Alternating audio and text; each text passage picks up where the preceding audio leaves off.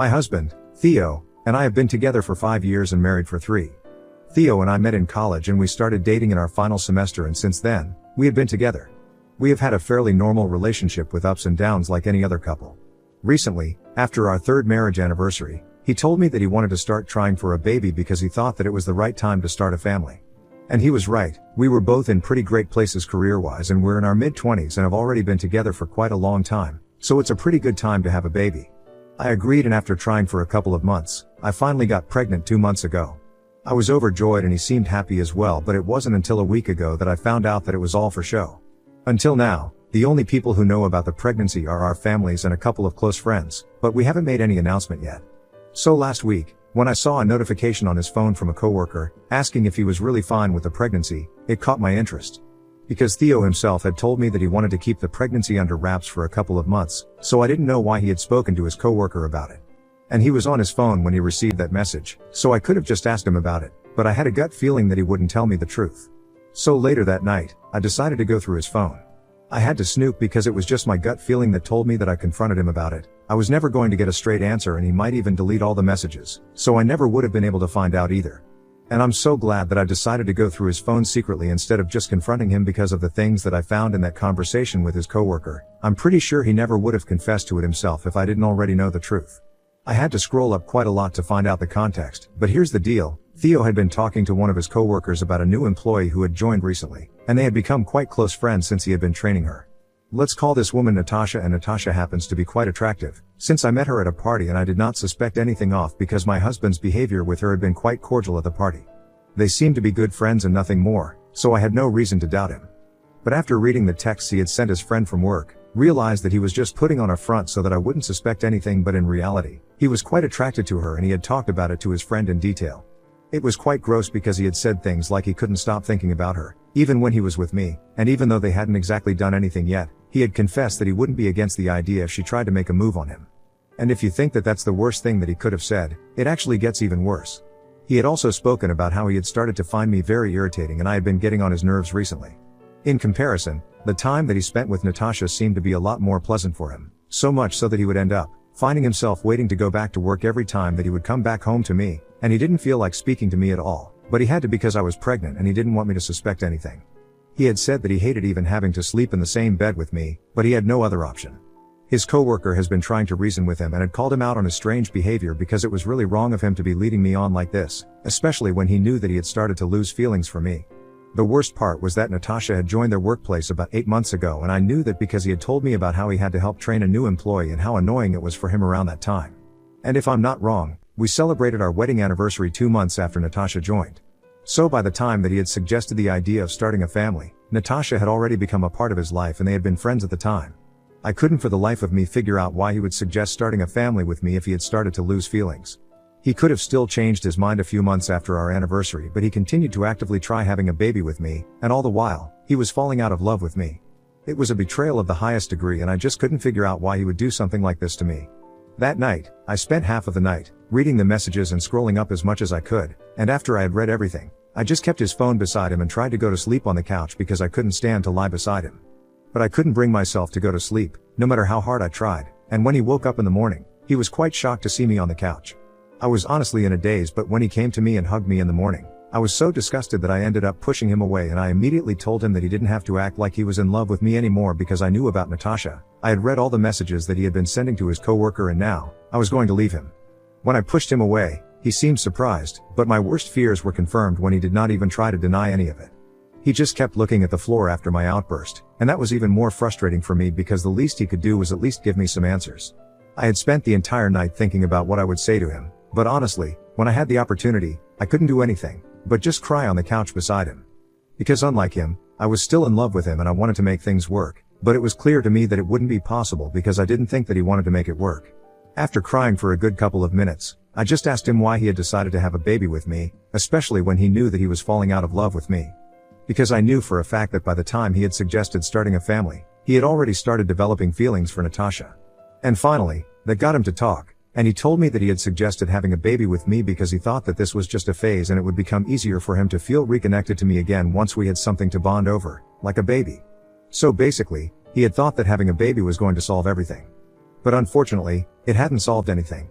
He had still continued to fall out of love with me and he was falling for Natasha instead. I don't know if it was or if he was infatuated with her because he was bored with our marriage, but all I knew was that he did not love me anymore. And because of him, I was not pregnant with the baby of a man who did not even love me, and it was just heartbreaking. After he told me that, he started to apologize to me, but I didn't even want to hear it. At that point, all I wanted to do was get away from him, so I packed a few of my things and left.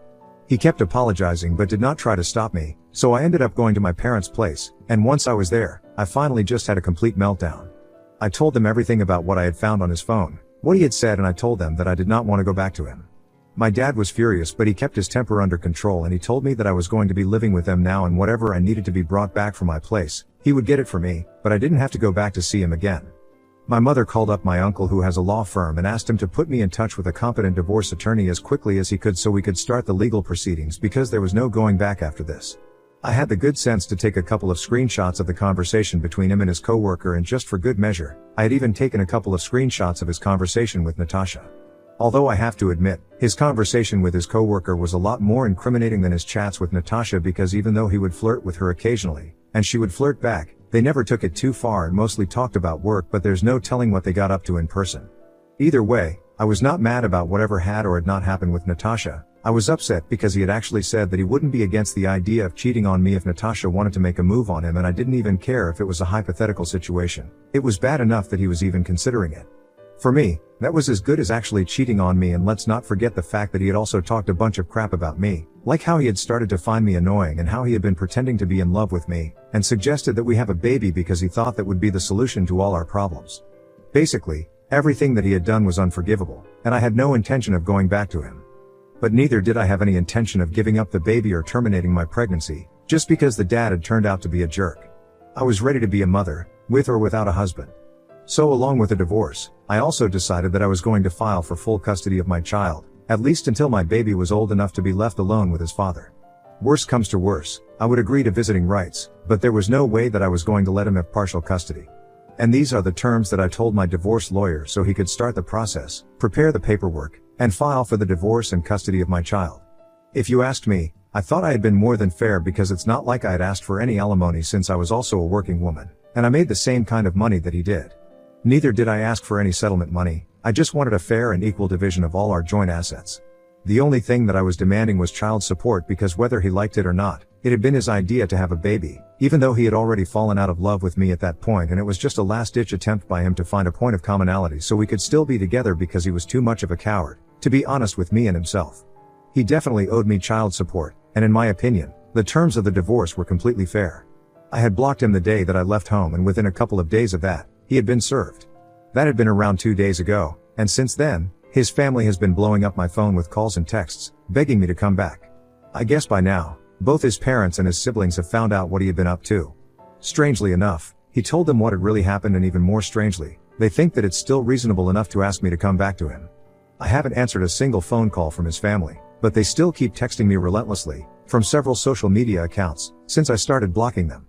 They believe that he and I can still make it work, because even though he had been thinking about somebody else, it's not like he had actually done anything.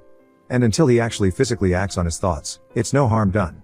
I don't think they understand the concept of emotional cheating, but it's not my responsibility to explain it to them, so I haven't said anything about it. I know, for a fact, that no matter how hard they try to convince me, it's not going to work, and I'm definitely not going back to him. But the only reason that I'm here right now, doubting myself, is because they think that, even if I don't come back to him, it's still unfair of me to demand full custody of the child, because he wants to be a father as well, and the child is not mine to claim. The baby has his genes as well. So even if I don't come back for the sake of our marriage, the least I can do is at least entertain the idea of partial custody, because he deserves it. And right now, I'm in a dilemma about whether I should actually consider it or not, or whether I should stick to my demand for full custody. So Ida, for demanding full custody of my future kid because my husband had been emotionally cheating on me with a coworker? Update 1. Hi. So I have spoken to my parents about what my in-laws have been saying, and they have told me that it's my body, my baby, and at the end of the day, it has to be my decision what I want to do. Besides, it's Theo who screwed up, not me, so if somebody has to make any sacrifices, it has to be him. If they want to contest my decision for full custody, they are definitely free to do so. I'm not going to stop them or try to argue with them, but it has to be fought out in court. And I'm not going to allow them to make me feel guilty about what my gut says.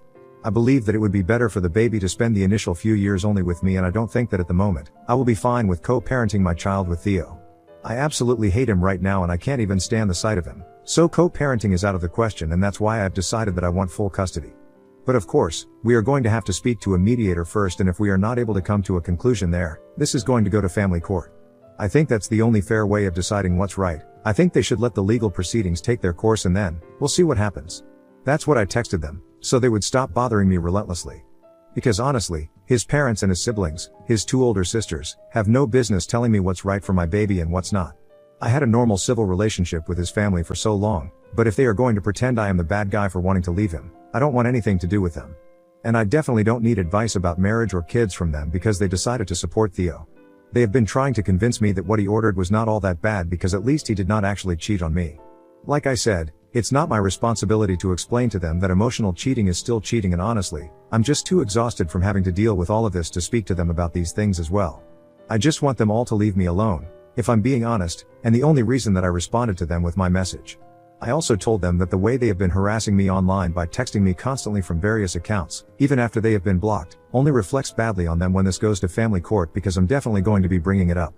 I don't know if it's going to stop them from texting me again and again because it's only been a couple of hours since I sent that message, but I'm really hoping that it does because it's already very difficult for me to cope with what's going on, especially since I'm pregnant. I definitely don't need more trouble on my plate from his end right now. Neither he nor his lawyer has responded to our petition yet, so I guess it's gonna take time. If they just had to agree with whatever our terms were, they probably would have responded sooner, but now I'm guessing that they don't agree. I've been very stressed out about all of this, but I'm really happy to have my family by my side. So far, only a couple of people knew about the pregnancy, and I'm gonna keep it that way because the last thing that I need right now is a bunch of people texting me and trying to talk to me. Only my parents and my close friends know what's going on in my life regarding Theo, and they have all been there for me to the best of their abilities.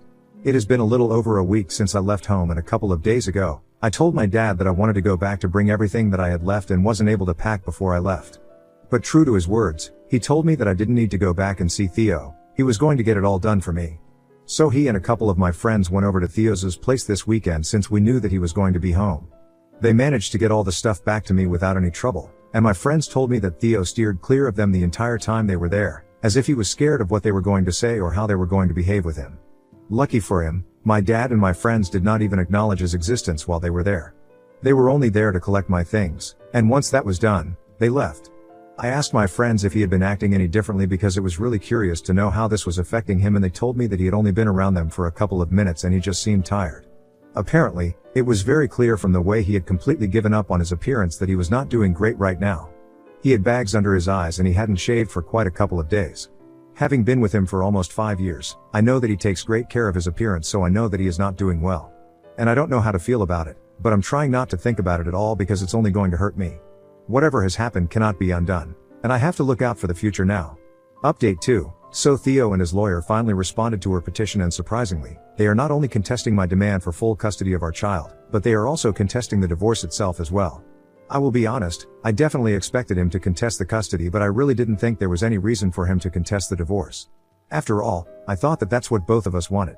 He had started to fall out of love with me and had even claimed that if Natasha tried to start something with him, he would be open to it. Obviously that meant that he was no longer interested in being with me anymore, and after being betrayed like this, I was not feeling very inclined to continue our marriage either. So if neither of us wanted to be with each other, that obviously meant that the only way out was getting a divorce. I thought it was a relatively straightforward solution, but I don't think that's what he wants. I know that he's not doing this because he's still in love with me, he's definitely doing this because he wants it to be easier to get custody of his child. It was probably his family's, because if he had still been in love with me, he would have at least tried to contact me or to apologize. I'm not saying that I would have accepted or I would have gone back to him, but that's literally the least that he could have done. And honestly, contesting the divorce is just going to be a waste of both our time, because I don't think there is any court in the world that is going to be able to force me to stay with him, and I don't think that's how it works either. All it is going to achieve is just making the process of getting a divorce longer and more expensive, and I don't know what he's hoping to gain from that, but I can assure everyone that it's not going to work. I've already spoken to my lawyer, and he thinks that the most that he can get out of this is a couple of mediation sessions and maybe couples counseling at most, but if I stand my ground and make it clear that I don't want to go back to him, then we will have to be granted the divorce. And to top it off, I also have proof of him wanting to cheat on me, so I don't know what he's been thinking. Anyway, they had taken me by surprise, but I'm prepared to fight now. Both for getting the divorce that I want and also for full custody of my child. I'm just keeping my fingers crossed that everything works out in my favor, and I don't care how long it takes, but I'm definitely gonna try my best to make sure that it does. Update 3. So it's been almost 1 month since I left home, and we have already started our mediation sessions. We have a court-appointed mediator, and we're going to first try to sort things out here, and in case it doesn't work out, which I'm trying to ensure it doesn't, we are going to head to family court. In my honest opinion, I think that's the only way to deal with this, because mediation is just a waste of time. Mediation is for people who think they have a shot at coming to a common ground and avoiding court, but I really don't think that is going to work out for me and Theo. It's very obvious that we want very different things, like he wants to cheat on me and I want a happy and healthy marriage. See, it just doesn't work out because we are so different. Anyway, things have been hard because I've had to see him in person a couple of times now, and it's difficult for me because the pregnancy has been messing up my hormones, and every time that I see him or think about him, I just feel like breaking down. So it's been very difficult for me to hold myself together, especially when I have to sit through the mediation sessions and stare at his stupid face. I've tried my best to keep my cool because that's what my lawyer has advised me, and that's what I've been sticking to. He would try to avoid even looking at me during the first couple of sessions, and that suited me just fine, but recently, he had started trying to at least talk to me, but then we had to terminate those sessions early because I didn't want him to address immediately, and I only wanted him to speak to me through my lawyer. The last time that we had a mediation session, a couple of days ago, he kept quiet throughout the session, and yet another day was wasted. But while I was leaving, he stopped me in my tracks and told me that he wanted to speak to me in person.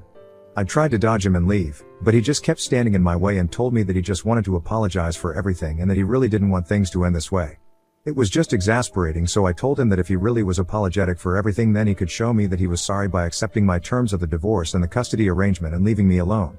That's the only way that I would accept his apology, and if he wasn't ready to do that, then he should at least just let this go to court instead of wasting my time and money. Then, I pushed him aside and I went back to my car, and I made sure to mention what just happened to my lawyer as well.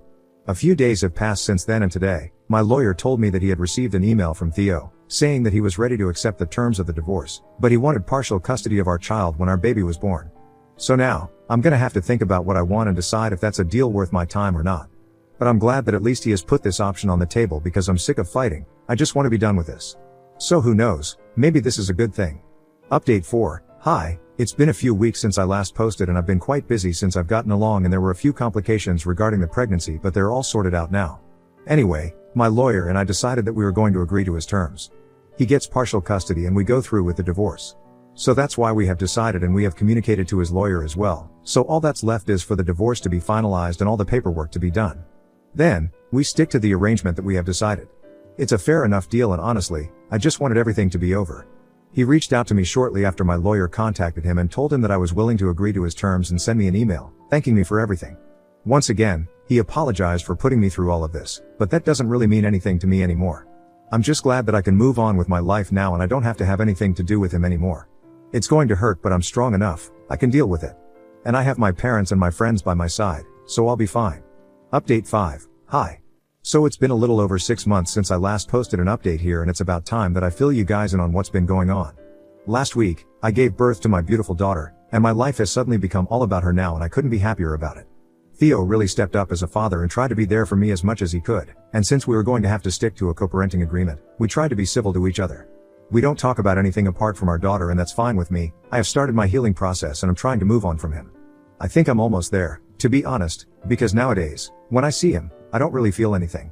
From what I know, he has started dating Natasha, probably after the divorce was finalized. Good for him, I guess. Right now, dating is off the table for me. I just want to be a good mother to my daughter, and I'm completely devoted to that one job. Theo and I are still trying to figure out a way to make sure that both of us get equal time with her, but until then, he's going to have to keep visiting me at my parents' place if he wants to see his daughter. My parents have been kind enough to open up their home to him and his family because all of them want to see her, and we are all trying to keep it civil, for her sake. Hopefully, someday in the future, things will be okay, but for now, this is good enough for me.